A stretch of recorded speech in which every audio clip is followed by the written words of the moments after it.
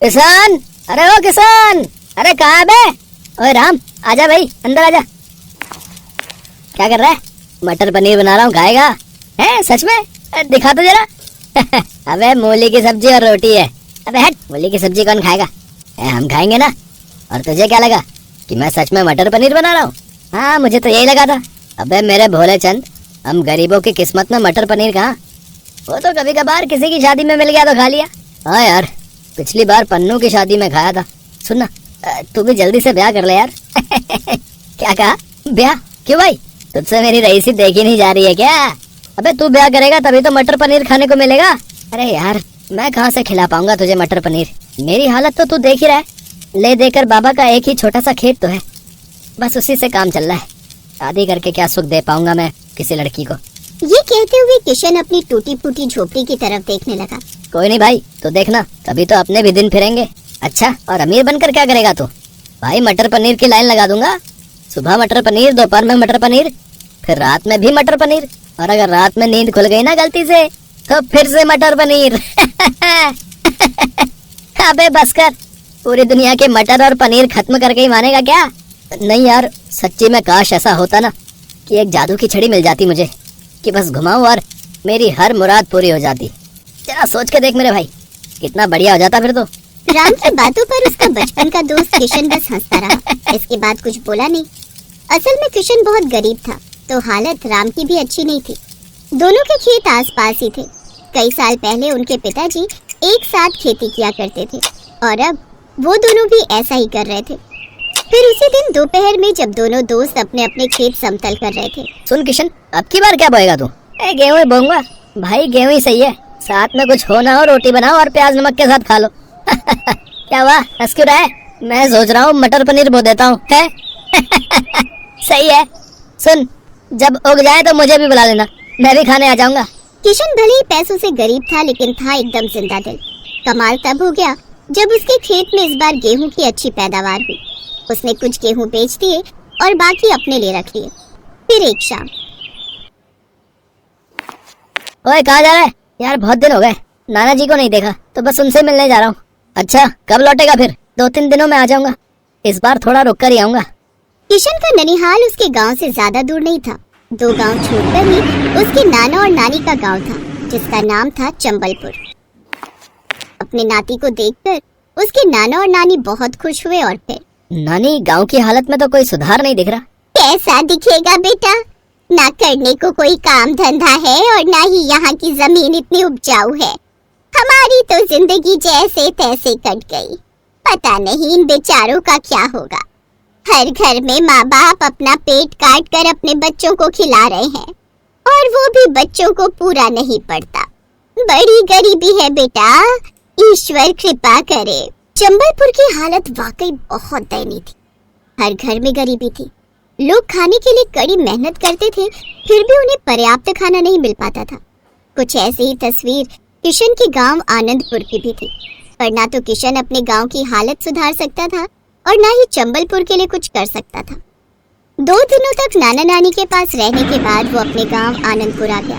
रात में उसने अपने लिए दाल रोटी बनाई और जैसे ही वो खाना खाने वाला था, तभी उसे बाहर से किसी की आवाज आई। कोई है क्या? प्रणाम बाबा, खुश रहो बच्चा। मैं कई दिनों से भूखा हूँ, पेट में अन्न का दाना भी नहीं गया। कुछ खाने को मिलेगा? हाँ हाँ बाबा, आइए ना, आप यहाँ बैठिए। किशन ने झट से साधु के लिए दरी बिछाई और फिर थोड़ी ही देर में किशन साधु के लिए वो दाल रोटी लेकर आ गया जो उसने अपने लिए बनाई थी। साथ में उसने प्याज भी रख दिया। साधु ने बड़े चाव से खाना खाया और जब उनकी भूख खत्म हो गई। बच्चे, भगवान तुम्हारा भला करे, तुमने एक भूखे साधु को खाना खिलाया है। वैसे नाम क्या है तुम्हारा? जी किशन नाम है मेरा। बेटा किशन, तुम्हारे लिए तो भोजन रखा है ना? हाँ बाबा, आप मेरी चिंता ना करें, मैं अपने लिए दोबारा बना लूंगा। किशन की बात सुनकर साधु बहुत खुश हुए। उन्होंने किशन के सिर पर हाथ रखकर कहा, तुम बहुत अच्छे लड़के हो, मैं तुमसे बहुत खुश हूँ। बेटा, मैं तुम्हें कुछ देना चाहता हूँ। नहीं नहीं बाबा, मैं खुश हूँ, मुझे कुछ नहीं चाहिए। किशन ने हाथ जोड़कर साधु से कहा, लेकिन तभी साधु मुस्कुराए और उन्होंने एक मंत्र पढ़ा और अगले ही पल एक बड़ी सी कढ़ाई उनके सामने थी। ये लो बच्चे, ये कढ़ाई आज से तुम्हारी है। नहीं नहीं बाबा, मुझे इतनी बड़ी कढ़ाई की जरूरत नहीं है, मैं तो अकेला रहता हूँ, मैं क्या करूँगा इसका। बच्चा, ये कोई ऐसी वैसी कढ़ाई नहीं है, मेरा मंत्र प्रसाद है। इसमें तुम सिर्फ पानी डाल देना और फिर जो चाहोगे वो पकवान इसमें बनकर तैयार हो जाएगा। इस कढ़ाई की वजह से तुम्हारी पूरी रसोई जादुई बन जाएगी और उस जादुई रसोई से तुम कभी किसी को भूखा नहीं लौटने दोगे। ये मेरा अटल विश्वास है तुम पर। साधु की बात सुनकर किशन की आंखें खुली की खुली रह गई। उसने फौरन साधु को प्रणाम किया और फिर पापा एक बात कहूँ? बोलो बच्चा। मुझे ऐसी ही एक और जादुई रसोई चाहिए। लालच करना अच्छी बात नहीं है बच्चा। नहीं पापा, इस कढ़ाई से मैं आनंदपुर के लोगों को खाना खिलाऊंगा और दूसरी रसोई में चंबलपुर में बनाऊंगा। वो मेरे नाना नानी का गांव है, वहाँ बहुत गरीबी और भुखमरी है। ठीक है बच्चा, जैसा तुम चाहो, बस याद रखना चाहे जो हो जाए कभी लालच नहीं करना। इतना कहकर साधु वहाँ से चले गए। उनके जाते ही किशन के आंगन में अब एक और कढ़ाई थी। किशन झट से दोनों कढ़ाइयों को अपनी रसोई में लेकर गया। वहाँ कढ़ाई रखते ही उसकी रसोई जादुई हो गई।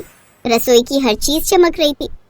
किशन ने झट से एक कढ़ाई में पानी डाला और ऐसा करते ही जादुई रसोई ने कमाल दिखाना शुरू कर दिया। उसने पहली बार उस कढ़ाई से मटर पनीर बनाया और फिर उसने राम को भी बुला लिया। राम, मेरी बात ध्यान से सुन। मेरे पास ये 2 कढ़ाई हैं, मैं इनमें से एक को यहाँ रखूंगा। तो कल से इसमें खूब सारा खाना बनाना और लोगों को खिलाना, और दूसरी कढ़ाई से मैं अपनी नानी की रसोई को जादुई बना दूंगा और फिर मैं वहाँ के गरीबों को भी मुफ्त में खाना खिलाऊंगा। ठीक है भाई, पर तू यहाँ आता तो रहेगा ना? हाँ, मैं हर 2 दिन में आता रहूंगा। राम ने वैसा ही किया जैसा किशन ने बताया था। गरीबों को मुफ्त खाना खिलाना शुरू कर दिया। उधर चंबलपुर में किशन ने उस कढ़ाई की मदद से अपनी नानी की रसोई को जादुई बना दिया। वो दिन भर कढ़ाई में पानी डालकर खाना प्राप्त करता और गरीबों को भरपेट खिलाता। ऐसे ही कई महीने बीत गए। दोनों गांव में अब कोई भूखा नहीं सोता था। फिर एक दिन किशन अपने गांव आनंदपुर आया तो उसने देखा पूरा गांव बाढ़ में डूबा पड़ा था। ये देखकर किशन बहुत घबरा गया। हे भगवान, ये क्या कर दिया? ये किस बात की सजा दी है आपने मेरे गांव को? किशन का इतना कहना था कि तभी उसके बगल में वही साधु प्रकट हुए। ये लोग अपनी करनी खुद भुगत रहे हैं। बाबा आप? लेकिन इन्होंने क्या किया? तुम्हारे दोस्त के मन में लालच आ गया था। वो जादुई रसोई से खाना बनाकर बेचने लगा, वो भी बहुत महंगे दामों पर। और जब गांव वालों को इस जादुई कढ़ाई के बारे में पता चला तो वो सब भी इसे छीनने और लूटने में लग गए। बस इसी छीना झपटी में कढ़ाई का पानी नीचे गिर गया और इस गांव में बाढ़ आ गई। इन सब पर दया करें महाराज और इन सबको बचाने का उपाय बताएं। इन सबको माफी मांगनी होगी। हाँ, हम सब माफी मांगते हैं, माफ कर दीजिए साधु महाराज। ठीक है, मैं इस गांव को पहले की तरह कर देता हूँ। साधु बाबा ने फिर से एक मंत्र पढ़ा और अगले ही पल सारे गांव का पानी उनके कमंडल में समा गया। इसके बाद पूरे गांव ने कभी लालच न करने की कसम खाई और फिर सब ठीक हो गया। शीतल फोन पर बात करते हुए रोए जा रही थी। उधर से उसकी माँ उसे समझाते हुए चुप करवा रही थी। मम्मी, मेरी काले रंग के लिए यहाँ सब मुझे ताने देते हैं। इसमें मेरी क्या गलती है अगर मैं काले रंग की हूँ? क्या काले रंग के लोग इंसान नहीं होते?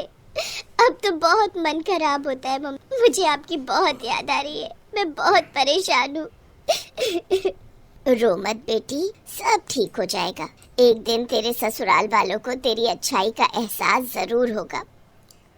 शीतल फोन रख देती है और कमरे से बाहर आकर रसोई के कामों में लग जाती है। मम्मी जी, रसोई में मसाले खत्म हो गए हैं। आपके घुटनों में दर्द है और मैं जा नहीं सकती, मैंने मशीन लगाई है, कपड़े धोने लगी हूँ। अरे तो ये शीतल क्या कर रही है? इसे भेज दे मसाले लेने के लिए। वैसे भी इसकी काली शक्ल देख देख कर दिमाग और खराब होता है। थोड़ी देर घर से बाहर रहेगी तो घर में उजाला रहेगा। शीतल, जाओ बाजार से रसोई के सारे मसाले खरीद लाओ। एक भी मसाला छूटना नहीं चाहिए। मैंने लिस्ट में सारे मसाले लिख दिए हैं। जी भाभी, मैं ले आती हूँ। हमारी ही किस्मत फूटी थी जो ऐसी काली बहू मिली। कोई ऐसा मसाला भी ढूंढ लाना जिसे खाने से तेरा रंग गोरा हो जाए। शीतल अपनी सास की बातें सुनकर चुप रहती है क्योंकि ये सब वो रोजाना ही सुनती थी। शीतल बाजार तो चली जाती है पर उस दिन बाजार बंद था। भैया, ये राशन की दुकानें क्यों बंद हैं? बहन जी, सोमवार सारी दुकानें बंद रहती हैं। अरे आज तो सोमवार है, मुझे तो ध्यान ही नहीं रहा। शीतल को तो ध्यान नहीं रहा, पर उसकी जेठानी और सास को ये बात अच्छे से पता थी। मम्मी जी, हमने अच्छा किया, आज सोमवार की छुट्टी होती है। वो बेचारी शीतल बाजार में मसाले की दुकान ढूंढ रही होगी। आप शीतल को तंग करने का कोई मौका नहीं छोड़ते हो। छोड़ना भी नहीं है, मैं तो सच में उससे बहुत नफरत करती हूँ। घूमती रहने दो धूप में बाजार में, जब खाली हाथ लौट कर आएगी तो अच्छे से सुना देंगे। शीतल बहुत परेशान थी। बाजार में मसाले की कोई भी दुकान नहीं खुली थी। शीतल घूमती रही। दोपहर में धूप बहुत तेज हो गई थी। शीतल को बहुत प्यास भी लगी थी। वो एक दुकान से पानी खरीदने जाने लगी तो उसने सड़क के किनारे एक बूढ़ी औरत को बेहोश देखा। हे भगवान, ये कौन है? बेचारी लगता है धूप से बेहोश हो गई है। मैं भैया से पानी खरीद कर लाती। भैया जरा एक बोतल पानी देना। शीतल पानी की बोतल लेकर उस औरत के पास जाती है और उसके मुंह पर थोड़े से पानी के छींटे डालती है। औरत होश में आ जाती है। शुक्रिया बेटी, तुम्हें देखकर बहुत अच्छा लगा। तुमने मेरी मदद की। आज के जमाने में कौन किसी की परवाह करता है। बेटी, एक काम और कर दो, कुछ दूरी पर मेरा घर है, मुझे वहाँ तक छोड़ दो। बहुत कमजोरी महसूस हो रही है। क्यों नहीं दादी माँ, जरूर चलिए। शीतल उन बूढ़ी औरत को उनके घर तक छोड़ देती है। बातों बातों में शीतल अपने बारे में बात करती है। बेटी, मैं तुम्हें बताना चाहती हूँ कि किसी जमाने में मैं एक मशहूर जादूगरनी थी। अब उम्र के साथ मैंने जादू करना छोड़ दिया है, पर मैं तुम्हारी मदद जरूर करूँगी। बेटी, मैं तुम्हें जादुई मसाले दूंगी। उन मसालों के इस्तेमाल करने से घर पर सभी लोगों का व्यवहार तुम्हारे लिए अच्छा हो जाएगा। सब तुमसे बहुत प्यार से बात करेंगे और सब ये भूल जाएंगे कि तुम्हारा रंग काला है। इससे तुम्हारी जिंदगी में खुशियाँ आ जाएंगी। पर एक बात का ख्याल रखना बेटी, ये मसाले हमेशा जादुई रहेंगे, पर हर रविवार की रात इन मसालों का जादू काम नहीं करेगा। इसलिए तुम्हें बहुत सावधानी रखनी है। तुम्हें उस रात किसी के भी सामने नहीं जाना, नहीं तो फिर से सब कुछ पहले जैसा हो जाएगा। उसके बाद ये मसाले अपना जादू नहीं दिखा पाएंगे। मैं ध्यान रखूंगी दादी माँ। आपका बहुत बहुत शुक्रिया, आपने मेरी सारी चिंता दूर कर दी। शीतल वो जादुई मसाले लेकर घर आ जाती है। मसाले इतने सुगंधित थे कि उसकी सास और जेठानी कुछ बोल ही नहीं पाए। उस दिन सब्जी में वही मसाले इस्तेमाल हुए और जादुई मसालों ने अपना काम करना शुरू कर दिया। वाह, क्या सब्जी बनाई है शीतल बहू। चलो अब तुम भी बैठकर खा लो। सुबह से काम में लगी हुई थी, सारे सामान भी खरीद कर लाई हो घर के लिए। हाँ, बाकी की रोटियां मैं बना लेती हूँ, तुम भी बैठो और सबके साथ खाओ। शीतल हैरान रह गई। जादुई मसाले के जादू की वजह से उसकी सास और जेठानी उससे खूब प्यार से बात करने लगी। 3-4 दिन तक ऐसे ही रहा, पर जब संडे आया तो शीतल को चिंता हो गई। आज तो संडे है, आज रात मुझे बहुत ध्यान देना है। ऐसा ना हो कि किसी को पता चल जाए। मैं कमरे में ही रहूंगी। शीतल, मैं और बड़े भैया रात को शादी में जा रहे हैं। हम सुबह तक लौटेंगे, तो माँ का ख्याल रखना। हाँ, आप चिंता मत करो। चलो अच्छा है, आज रात ये और भैया शादी में जा रहे हैं। मैं चुप करके सो जाऊंगी, किसी को पता नहीं चलेगा और कल सब कुछ फिर से ठीक हो जाएगा। शीतल को तसल्ली थी कि रवि और उसके जेठ दोनों शादी में चले गए हैं। शीतल ने सोचा वो अपने कमरे की कुंडी लगाकर सो जाएगी ताकि रविवार की रात आराम से निकल जाए। पर अचानक शीतल की सास अपने कमरे में से आवाज लगाने लगी। कविता बहू, जल्दी आओ, मेरी सांस घुट रही है। सास की आवाज शीतल ने भी सुन ली थी। वो भी जेठानी के साथ अपनी सास के कमरे में जाती है। सास की तबीयत बहुत ज्यादा खराब हो चुकी थी। शीतल को याद ही नहीं रहा कि मसालों का असर खत्म हो चुका है। मम्मी जी, चिंता मत करो, हम आपको अभी डॉक्टर के पास ले चलते हैं। ये लो, कर लो बात, जैसी शक्ल वैसी अकल। अरे इतनी रात में कोई ऑटो रिक्शा नहीं मिलेगा, ना ही कोई गाड़ी मिलेगी। भाभी, कार तो घर पर खड़ी है ना, हम अपनी कार से ले चलते हैं। हमें कार चलानी थोड़ी आती है, ये दोनों भाई भी घर पर नहीं है। भाभी, मुझे ड्राइविंग आती है, आप टेंशन मत लो। चलिए मम्मी जी, मैं आपको डॉक्टर के पास ले चलती हूँ। शीतल ने बिना देर किए अपनी सास को कार में लिटाया और कार चलाकर अस्पताल ले गई। समय पर इलाज मिलने से सास की तबीयत में सुधार हो गया। पर ये क्या, मसालों का असर तो हट चुका था, फिर भी सास आज अपनी बहू शीतल की तारीफ कर रही थी। मुझे माफ कर दो बहू। मैंने हमेशा तुम्हारे काले रंग का मजाक उड़ाया, पर तुम तो सर्वगुण संपन्न हो। ये बात मुझे कल पता चल गई कि तुम हमारे लिए कितना सोचती हो। हम तुम्हें कितने ताने देते हैं, फिर भी तुम हमारी भलाई देखती हो। कविता, अपनी देवरानी से अब गलत बात मत करना। शीतल बहुत अच्छी है। हाँ मम्मी जी, अब नहीं करेंगे। शीतल, आई एम सॉरी। अब हम तुम्हारे काले रंग के लिए तुम्हें कभी ताना नहीं देंगे। शीतल खुश थी कि भले ही जादुई मसालों का असर खत्म हो गया, पर मुसीबत के समय अपनों के काम आकर शीतल ने सबका दिल जीत लिया।